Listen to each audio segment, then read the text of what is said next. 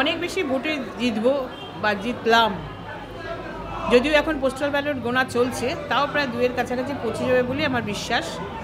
এবং এটা গণনা শেষ হতে এখনও 1-1.5 ঘন্টা বাকি, তারপরে সার্টিফিকেট আনার প্রশ্ন থাকবে।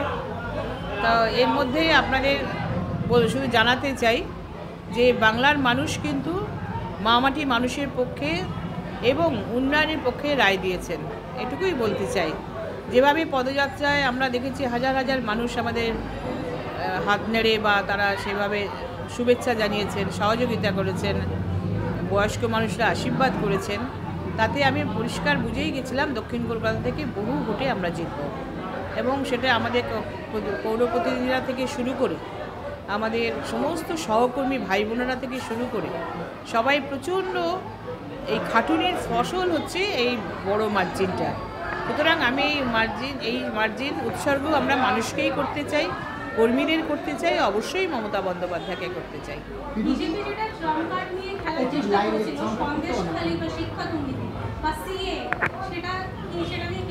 সিএনআরসি মানুষ মেনে নেয়নি, এটা পরিষ্কার।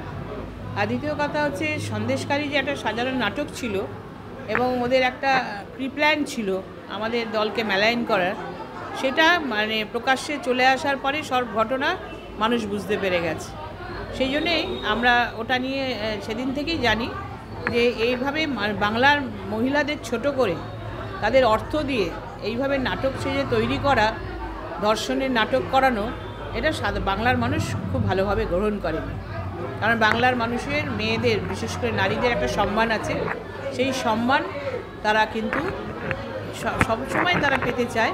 এটা মাননীয় মুখ্যমন্ত্রী আমাদের সর্বময় কর্তৃ মমতা বন্দ্যোপাধ্যায় মহিলাদের দিয়েছেন। প্রধানমন্ত্রী এভাবে নির্বাচনের আগে একের পর এক বাংলায় এসে সভা করে গেছেন এবং বারবার বাংলাকে টার্গেট করেছেন, আদৌ কিন্তু তিনি এই সভা বসাতে পারলেন না, কি বলবেন? ওটাই তো কাল হয়েছে, যত মমতা বন্দ্যোপাধ্যায় ব্যক্তি আক্রমণ করেন ততই ভোট বাড়ে আমাদের। এটা 2021 বিধানসভা আমরা দেখেছি, যত কুৎসা করেন, যত মিমিক্রি করেন, যত মমতা বন্দ্যোপাধ্যায়ের সম্বন্ধে খারাপ কথা বলেন, বাংলার মানুষ ঘরের মেয়েকেই ভালোবাসে, তাদের অন্তর দিয়ে বিবেক দিয়ে তারা ভালোবাসে। এবং আজকে নির্বাচনে বিধানসভাতেও আমরা দেখেছি, আর এই লোকসভাতেও দেখলাম এটা প্রতিফলন ঘটল। কাজ করতে হবে, মানুষ আমাকে ভোটে জিতিয়েছেন, দায়িত্ব অনেক বেড়ে গেল এবং আগামী 5 বছর যেন তাদের পাশে থেকে আমরা কাজটা করতে পারি, এটাই আমার আসল উদ্দেশ্য থাকবে। কিভাবে করা যায়, আরও মানুষের দাবি দাওয়া তুলে ধরা যায় লোকসভায় বাংলার মানুষের, শুধু তাই না, দক্ষিণ কলকাতার মানুষের যদি কোনো প্রতিবেদন থাকে সেটাও তুলে ধরতে হবে।